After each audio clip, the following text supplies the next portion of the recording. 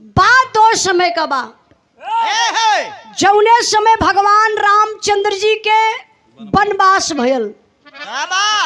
भगवान रामचंद्र जी गईलन जंगल में, साथ में सीता मैया लक्ष्मण जी गईलन।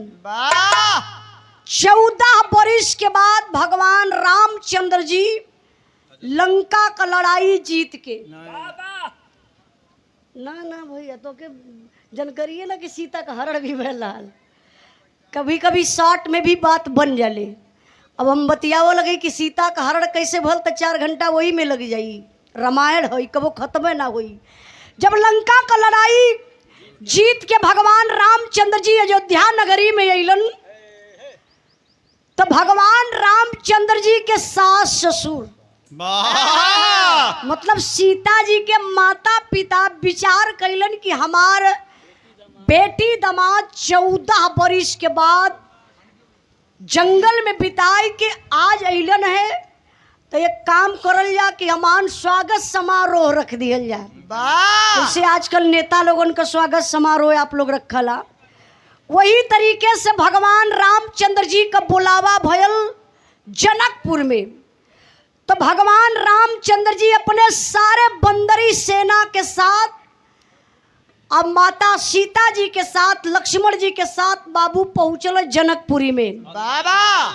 जब जनकपुरी में गईलन भगवान राम तो वहां का सखिया सहेली भगवान राम से लगली मजाक करे। कैसे देखा अगर ससुरारी में सढ़ुआई ना बा तो ससुरार बेकार है और ससुरार का मजे खराब बा। कैसहू रहे लेकिन एक ठे सढ़ुआइन रहे के चाहिए। तब का टाइम पास होनी सढ़वाइन। सही बात है। आपो के हैं कि ना को? हाँ तब टाइम पास कैले हुआ 3 सढ़ुआइन। तब का टाइम पास कर तब इसमें टीका लगा घूमत यही से कहा जाला कि भक्ति में हनुमान रिश्ता में सढ़वान। यह 2 रिश्ता बड़ा जोरा पर बा। रमेश प्रताप सिंह अच्छा आप साहब जी की तरफ से बहुत बहुत दिल से धन्यवाद। कालगल की ससुरारी में सढ़ुआइन और लइकिन के ससुरार में देवर का जरूरत पड़ेले। जैसे लोग हंसी मजाक बढ़िया से कैले। अब जात हुआ का पिंटू भैया? हाँ जल्दी जइहा जल्दी अइहा तो और फरमाइश पूरा कर देवे गाना के बाद। अरे दाही बहन भी सड़ुआने चल जेबा तो उतने आनंद मिली। अब का कर यहाँ जाए कब खाई देख के पछताए के हो काहे उम्र खत्म है। दाई सड़ुआना में हमेशा सम्मान मिलेला। अच्छा देखी तो भगवान रामचंद्र जी से जब सड़ुआई सब मजाक करत हई तो भगवान राम मने मन मुस्कियात हुआ। अब बाहर से लक्ष्मण जी चिकोटी काटत हुआ तो बगलिए में हनुमान जी बैठल उनकर मुँह में बवाए गल। हनुमान जी कहला हर रजा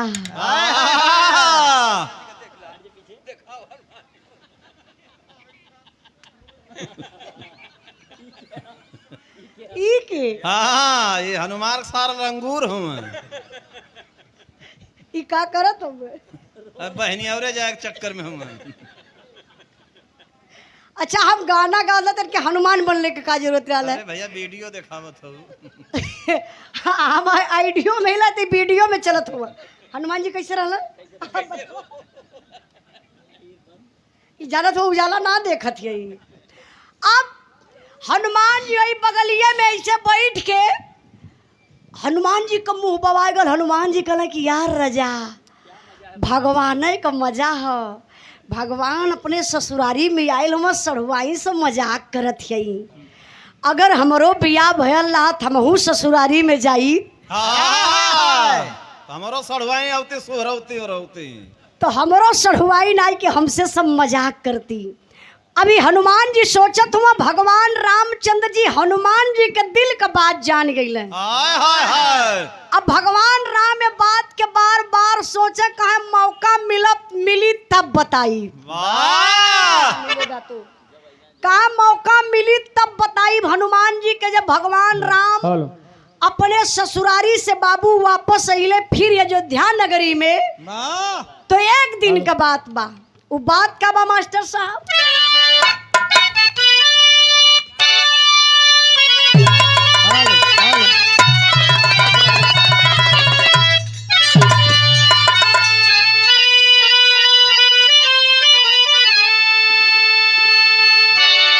एक दिन अवधपुरी के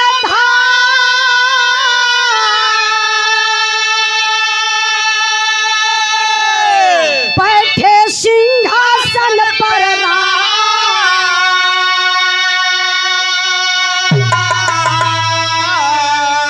मजाक हनुमत से तब कैल कृपा निधान।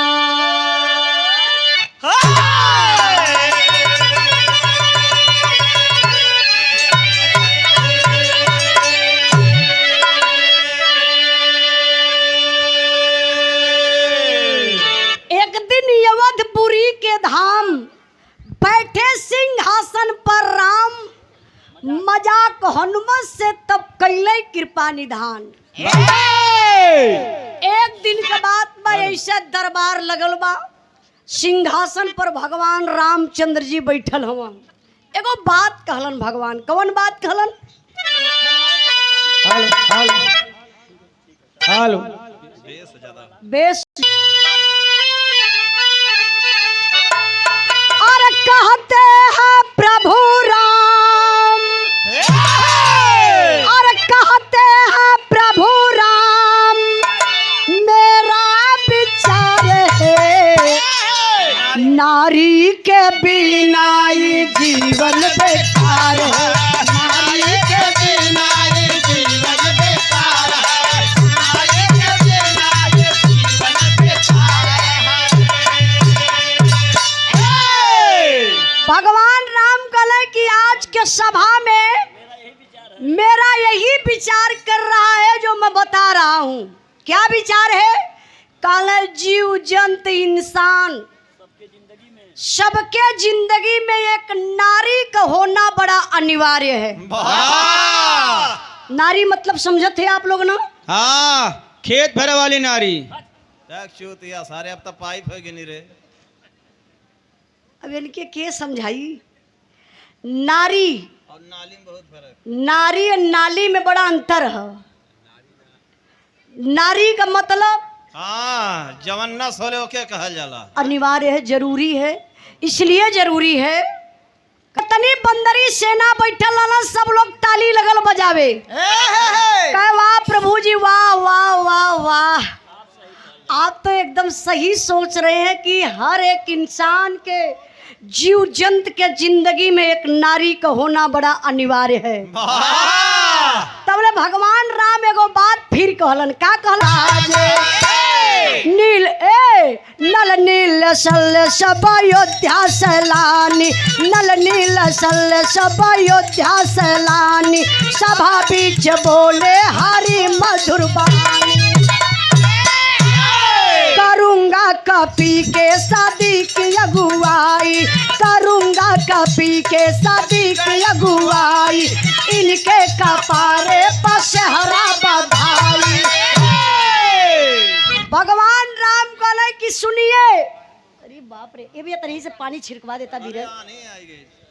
इंद्रराज, हाँ, इधर इंद्र भगवान होत हूँ। तो इंद्र भगवान तो बरसबे करी है, का करे की है। आई तरी बिरहा पर ध्यान दई। बिरहा कहाँ पहुँचल रही भैया? कहाँ बिरहवा रहा है? जी बैठल हूँ, तो बैठल बैठल कहले कि आज का एक विचार मेरा और है। विचार यही है,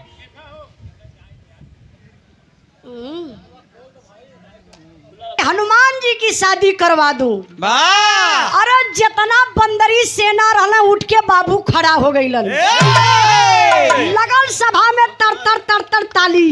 कहा जियो जियो प्रभु भगवान। भगवान रामचंद्र जी एगो बात वही सभा में फिर कहलन। अब का कहत हो यही जो मास्टर साहब तर्ज लगल हो।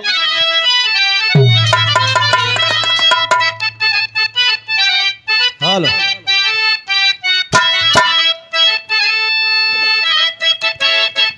चलो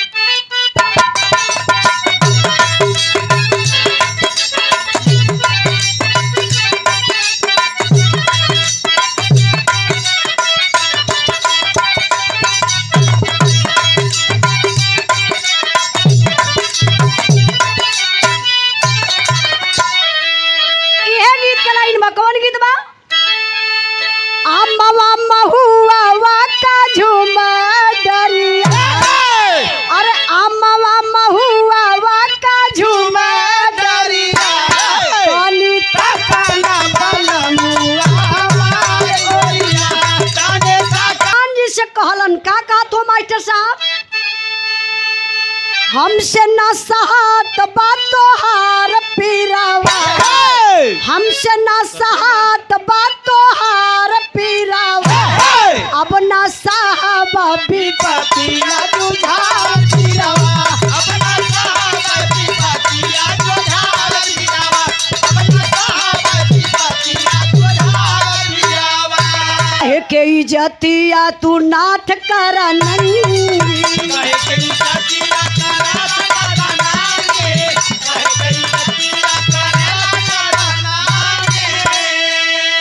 धर्मधारी हाय जानी हमर तोड़ा धीरवा, अरे धर्मधारी हाय जानी तोड़ा धीरवा, अब न साहब विपतिया, अब न साहब विपतिया बुझार पीरावा, अब न साहब विपतिया बुझार पीरावा। भगवान राम हनुमान जी से कहलन कि हनुमान जी मेरा यही विचार बन रहा है कि मैं तुम्हारी शादी करवा दूं। भाई ये तनी बतिया जब हनुमान जी सुनल कहला रे बाप रे बप्पा, भाई ये प्रभु जी कैसन आज आपका मिजाज कुछ गड़बड़ लगत बा। हमारे शादी के बारे में सोचत बानी, अरे प्रभु जी हम तो बाल ब्रह्मचारी, हमके शादी वादी का कौनो जरूरत नहीं खे, हमरे शादी के चक्कर में प्रभु जी आप बिल्कुल मत पड़ी। बाबा भगवान राम कहला नहीं नहीं हनुमान, मैं चाहता हूं कि तुम्हारी शादी हो जाए, जब तुम ससुराल जाओगे तो वहाँ सढ़ुआइन मिलेंगी, साला मिलेंगे, लोग बड़ा मजाक करेंगे, चिकोटी काटेंगे, तुम्हें बहुत मजा मिलेगा। अच्छा काहे भगवानी बतिया कहलन? जौन भगवान अपने ससुरारी गलन तो हनुमान जी सोचत रहलन कि हमरो बियाह हो जात तो हमरो सार सढ़ुआइन सब मिलत, हमहू हंसी मजाक करी। यही मल्ले भगवान राम हनुमान जी से कहलन, तब फिर हनुमान भगवान राम के पैर पे गिर के बाबू हाथ जोड़ के दोहाई देवे लगलन। कहत कहवन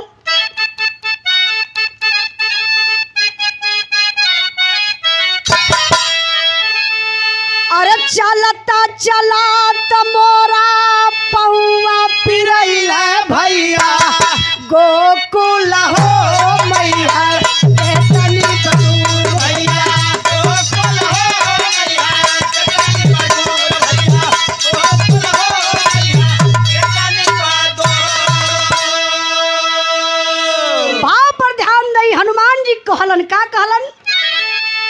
अरे जगत के खेवैया प्रभु देला दोहैया नैया, बोरा जानी हो हमारा मजबारिया, बोरा जानी हो हमारा के चाही नहीं कौनो में हरिया, हमारा के चाहे नहीं कवनो में हरिया, हमारा के चाहे नहीं कवनो में हरिया। अरे तनिको न तो हर बाता सुनब का पिरैया नैया, बोरा जानी हो प्रभु हम पीछे भार नैया, बोरा जानी हो हम पीछे भार नैया, बोरा जानी हो हम पीछे भार। हनुमान जी कहले कि हे प्रभु जी पाँव पड़त बानी, प्रभु जी हमके नरक में मत डाली, हम जिंदगी भर आपके पाँव को पूजा करब, आपके पाँव तले अपन जिंदगी बिताए ले, लेकिन हम मेहरारू के चक्कर में कबो जिंदगी में ना पड़बे। भगवान राम कहलन ना ना हनुमान मैं विचार बना लिया हूँ तो तुम्हारी शादी करवा के ही रहूंगा।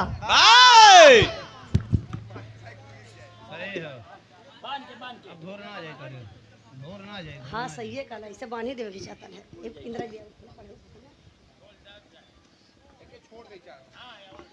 भगवान रामचंद्र जी के पैर पे गिर के हनुमान जी कहले कि प्रभु जी हम जिंदगी भर आपके पांव तरे बिता देबे सेवक बन के आपका दास बन के जिंदगी भर रहबे लेकिन हम बियाह शादी ना करबे।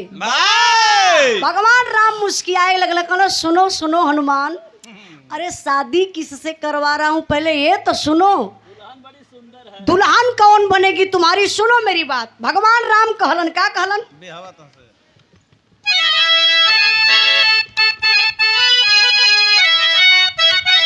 अरे बियाहवा तो हसे करी है मंथरा अरे बियाहवा तो हसे करी है मंथरा शहरा बात कपारे बनबा तू दूल्हा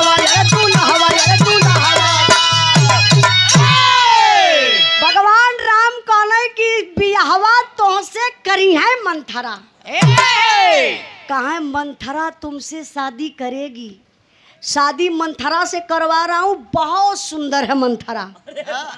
अरे भगवान का बात जब हनुमान जी सुनलन तो उनकर धक धक धक धक करेजा जवन हो स्पीड उनकर हार्ट स्पीड बढ़ गई। फिर सोचत हुआ भगवान लगत है कि बियाह कराई के मनी है अभी हमार बतिये भगवान माने के तैयार न हुआ। हम बार बार कहला कि हम प्रभु जी बाल ब्रह्मचारी हैला हमें शादी ब्याह का कौनो आवश्यकता ना बा लेकिन प्रभु जी हमार बतिये ना मानत हुआ। हनुमान जी जाय के गदा लेके ऐसे बैठल जाय के थोड़ा से ऊंच रहल वही ऊंचे पे धई के कपारे हाथ धई के सोचत हुआ कि अब कौन हम उपाय लगाई प्रभु जी तो मानत ना हुआ। यार भगवान रामचंद्र जी वहां से उठला और चल रहा कहाँ गई ना अब जात कहाँ हुआ मास्टर साहब हाउ बीच सभा में हट करना तू बीच सभा में कहता मैं सुन लो मन लाए कहला तुम हट करना कल सभा में आना तो मैं यही कहूंगा कि मंथरा तुम्हारी शादी मैं हनुमान जी से करवा रहा हूँ तो तुम उठ कर के खड़ी हो जाना सभा में और बोलना कि हाँ प्रभु जी मैं हनुमान जी से शादी करूंगी। अब इतनी बतिया जब सुनली मंथरा तक कांपे लगली कहनी प्रभु जी का आप मजाक करत हुआ कि सही कहत हुआ हनुमान तो बाल ब्रह्मचारी हुआ ना हनुमान जी हमसे बियाह करी है तब का ओनच के बेटा तोड़ गली है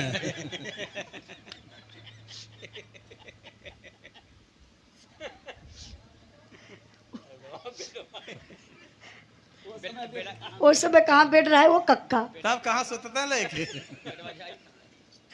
वो बेटवा जात कहाँ से भाई इनके गौवा से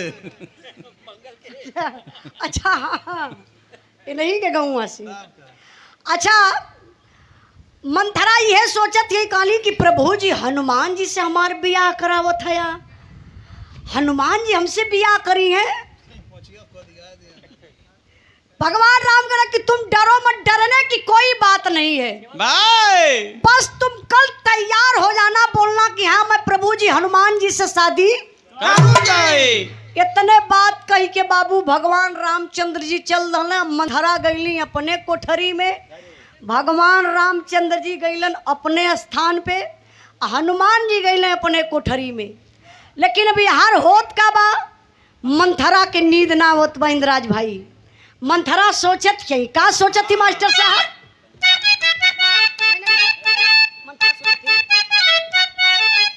ओकरे बाद तब का मास्टर साहब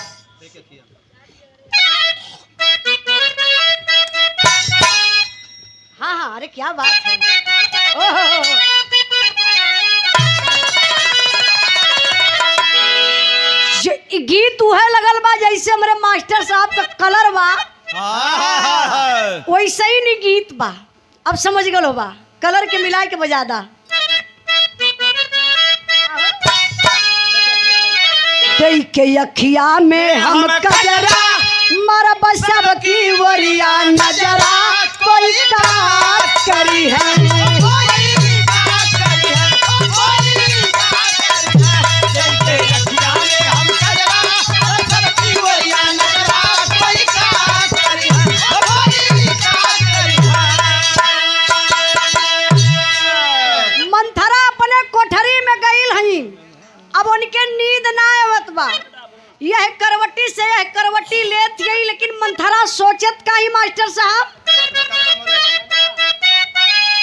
हाथे कंगना मोरे बधाई, हाथे कंगना मोरे बधाई, दहिया हरदी से लिपाई, सुहानी रात होई है।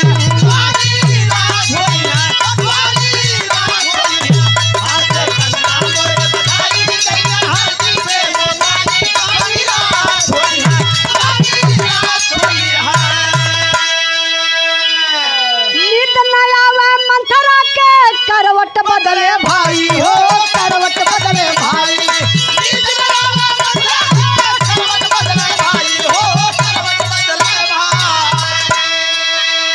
शादी का सपना, शादी का सपना लाखों, फूकला एक बार फूकला, ठीक है ना। शादी का लाखों सपना अपने दिल में रह सजाई हो, चालू गैया सुहानी रात होई है।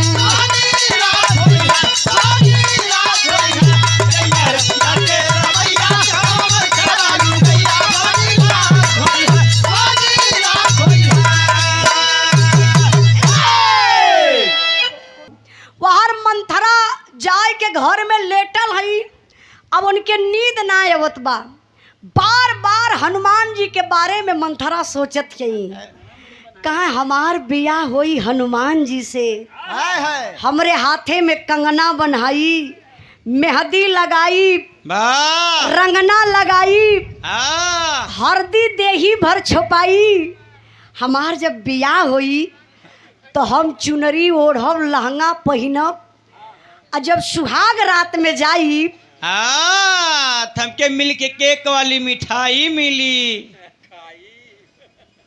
काम जब सुहाग वाली रात में जाई तो पहले हनुमान हमसे बोली हैं कि हम हनुमान जी से बोलब। अब ये तमाम बात मंथरा सोचत बा बाबू, यार हनुमान जी अपने कोठरी में सोचत हो, कहना कि कल होई सभा में मंथरवा आई तो हमसे बियाह करे के राजी हो जाई तो पूरे सभा में हमारा अपमान हो जाई। अब हनुमान जी का सोचत हुआ, एक लाइन तर्ज लगल मास्टर साहब, लगी न लगी तब का उहे बतिया इंदिरा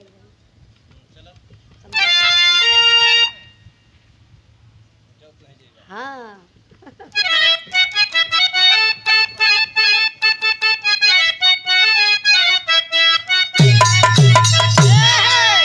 कि जब तू ही जई राजा पूरा बन जिया ओ काजरा नयान में, कजरा नयान में रही हमारा के का काली अइबा ओ काजरा नयान में रही, हमारा के का काली अइबा ओ काजरा नयान में रही, हमारा के का काली अइबा ओ काजरा नयान में रही।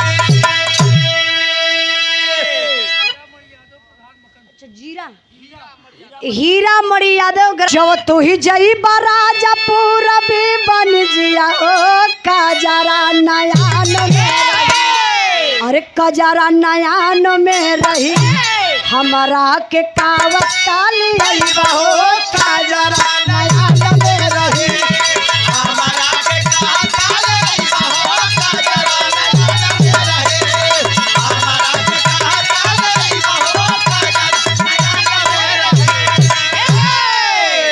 बात पर ध्यान नहीं, इतना तर्ज बा, लेकिन वहां हनुमान जी सोचत हुआ मंथरा और भगवान राम के बारे में। का सोचत हुआ? अरे सुन के बात राम का विचार का पिरैया ओ नैया भंवर में, नैया भंवर में फंसो, नैया भंवर में फंसो, नैया भंवर में फंसी बोरी है मोर धर्मवा राघुरैया ओ नैया भंवर में फंसी, बोली है मोर धर्मवा राघुरैया हो नैया भंवर में फंसे, बोली है मोर धर्मवा राघुरैया हो नैया भंवर में फंसे।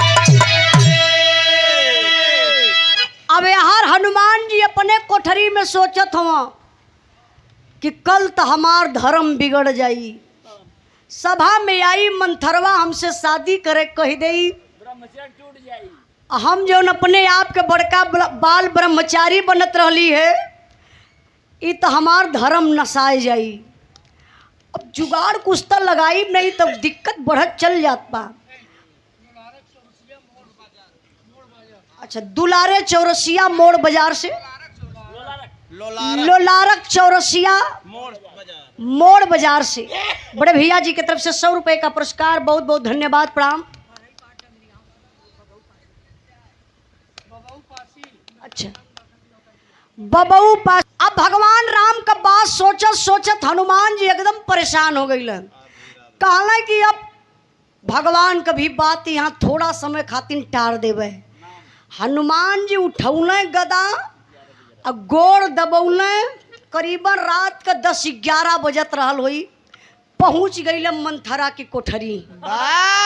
अब जाए कोई दुआरी पर से दरवाजा हनुमान खटखटावत हो, मंथरा ए मंथरा, मंथरा दरवाजा खोलो।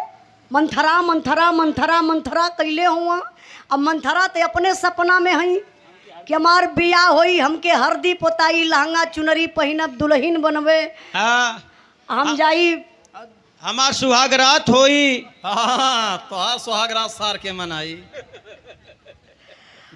अब मंथरा अपने सपना में पागल, तबले हनुमान जी दरवाजा खटखटावत खटखटावत एकदम परेशान हो गए ना। बस ऐसे गदवा से तान के मरने कला ये गदा जब तान के मरने तबले सिटकिनी छटक के गई होता ना दूर पर। दरवाजा खुल के दोनों पल्ला दू ओर हो गया।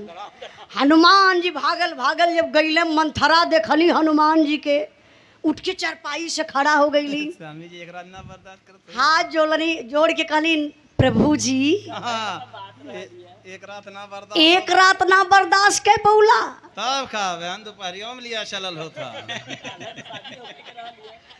कहा भाई शादी का प्लान कुल कल रहा है, नाथ जी आज अजुए आप आ गईला।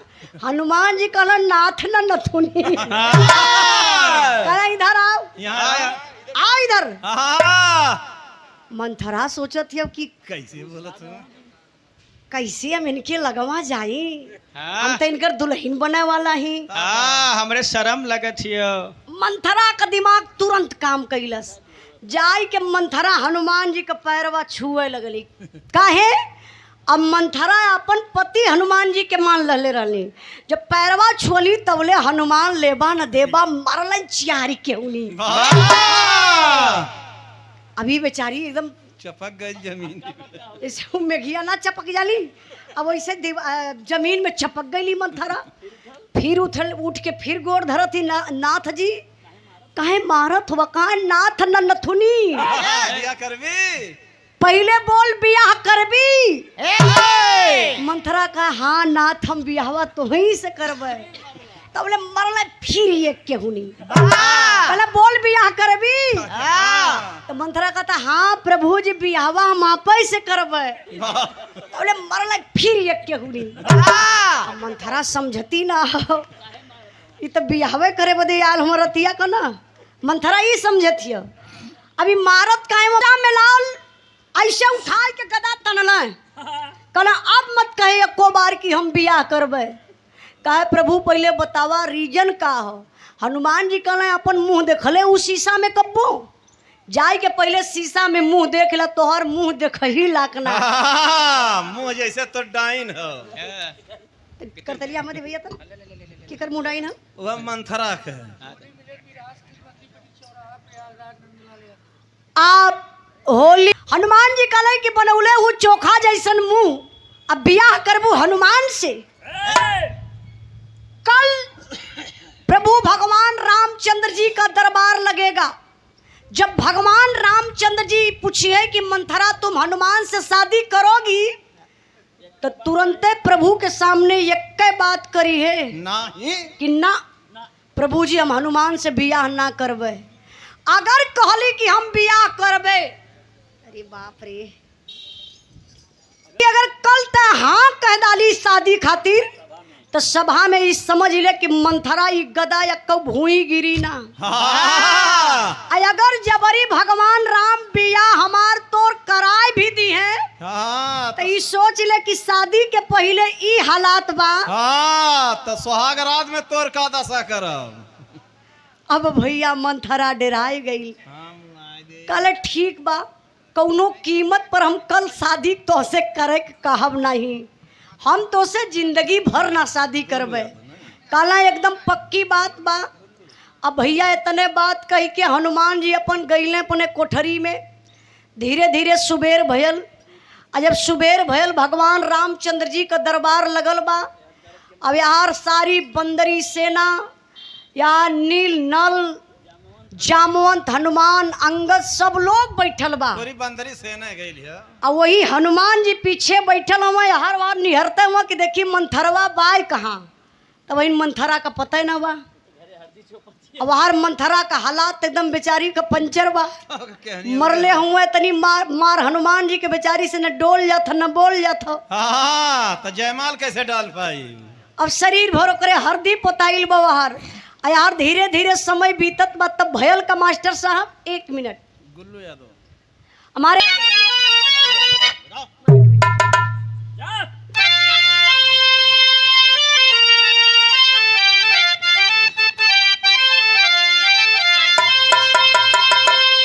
अरे मारल चोर वासल सिंहासन पर बैठल हम। खाली मंथरा का इंतजार होत बा कि सब लोग आए गल, भाई मंथरा न आइल। तब ले मंथरा बेचारी शरीर भर हुए हरदी पोतले धीरे धीरे गोड़ डालत आइल सभा में। तो भगवान रामो सोचत हुआ, सारी बंदरी सेना सोचत बा ओ मंथरा का देखा शादी आज बा हल्दी रसम। हाँ काली मना लहली अपन। इ तो हल्दी रसम पूरा कई खेवत है। अब लोगन के काम पता कि हनुमान जी उनकर सेवा बढ़िया से कैले हो। राती कौन चले हुए बल। अब आइली मंथरा वही सभा में खड़ी बैली। भगवान राम कहे कि मंथरा बड़ा लेट हो गया। कहानी पर में तो वही मुझसे एक बंदर उठ के कहा, रे प्रभु जी आप ना जानत हुआ। हाँ 2 बजे राती हरदी लगुनी है।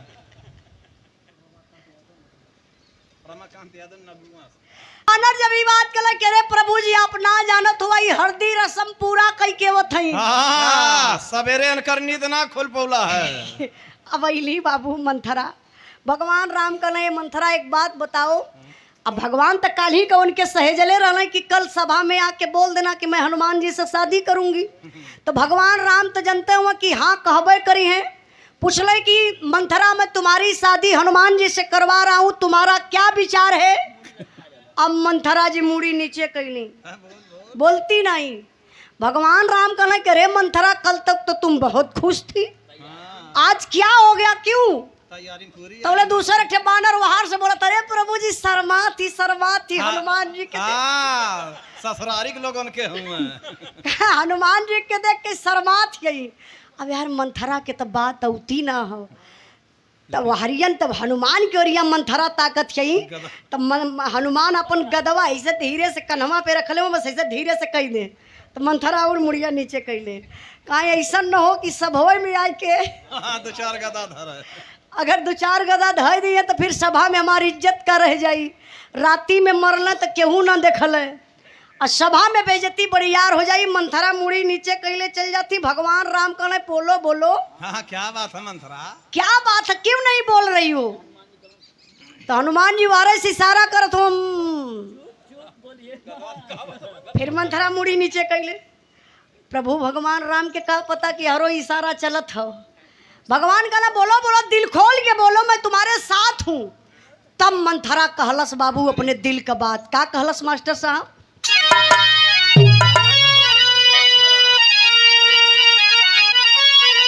अरे रतिया में, अरे रतिया अब तोहफा में मिलल प्रभु हम।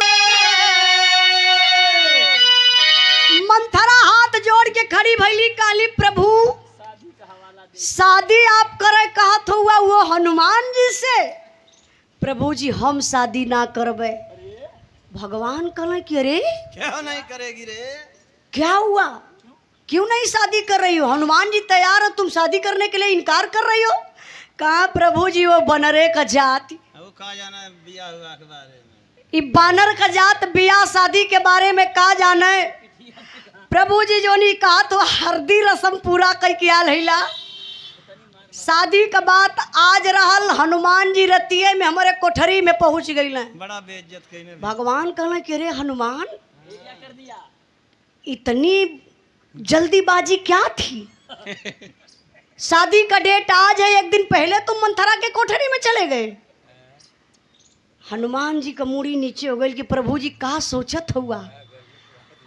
मंथरा कहले प्रभु जी एक दिन पहले राती में जाए के हाँ, अपन गर्मी उतार देना हनुमान जी।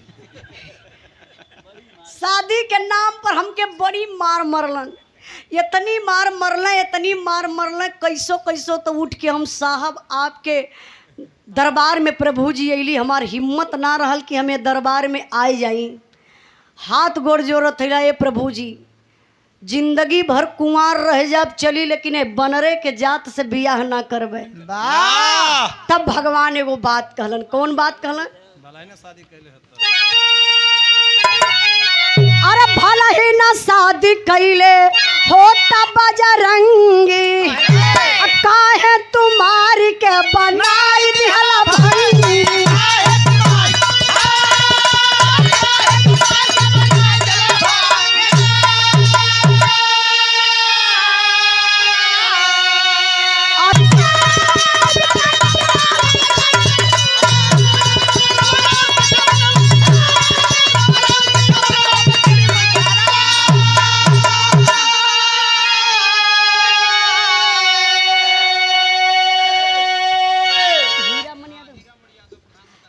हीरामणि यादव के बोलो कला हनुमान इधर आओ। इधर आ। हनुमान जी अला हाथ जोड़ लल, कल प्रभु जी बोली कहा एक बात बताओ, जब तुमको शादी नहीं करनी थी हाँ, तो बाल ब्रह्मचारी है, क्यों दूसरी नारी? तो नहीं करनी थी शादी तो मत करता तू। हाँ, रात को जाकर औरत को छेड़छाड़ करता है। मंथरा के कोठरी में जाने की क्या जरूरत थी? हाँ, उसको छूने क्या जरूरत? अब फिर तू कोठरी में गया तो मंथरा को मारा क्यों? शादी के नाम पर क्यों मारा? हाँ, मंदिर हथवा जोड़ के कहले प्रभु जी हम ये मरले मंथरा के मरली है कि आप तो हमार बतिया सुनत ना रला। आज मंथरा ये सभा में आई और शादी का स्वीकार कर दे कि हम हनुमान जी से शादी करबे, तो प्रभु जी आप हमार सदिया मंथरा से करवा देले होता, तो जो हम बाल ब्रह्मचारी अपने के बनत रही तो धर्म हमार नष्ट हो जात। कब बाबा रामदेव से दवाई लेवे पहले पर। काले प्रभु जी हमें ही मल्ले मरली कि मंथरा आए के कल वो महफिल में शादी से इनकार कर दे। भगवान राम जब इतनी बात सुनलन तो कहलन जाओ हनुमान, तुम बाल ब्रह्मचारी बनना चाहते हो ना, किसी के भी ससुराल में जाओगे बस खाली देख देख करके हाँ, पछताओगे, लालच करोगे, जिंदगी भर तुम्हारी शादी नहीं होगी और तुम बाल ब्रह्मचारी ही रह जाओगे। भगवान राम श्राप दहलन गुस्सा में। आज तक हनुमान जी का हनुमान जी भी वो चाहते ना कि हमारी शादी न हो, लेकिन आज के लोगन से कहा कहीं हनुमान जी के फॉलो मत करे लगी, नहीं तो जे हनुमान जी के फॉलो करे लगी इंद्राज भाई, हाँ, जिंदगी भर रणुए रह जाई, बियाह से वंचित हो जाई। तो बिरहा हमार खत्म भइल, कुछ गावे बजावे में गलती भइल हुई तो आप लोग क्षमा करिए। हमके लगा था कि इनकर बियाह खत्म तो या नहीं हो पानी। बिरहा के आखिरी लाइन में बियाह तो हंस करी है मंथरा,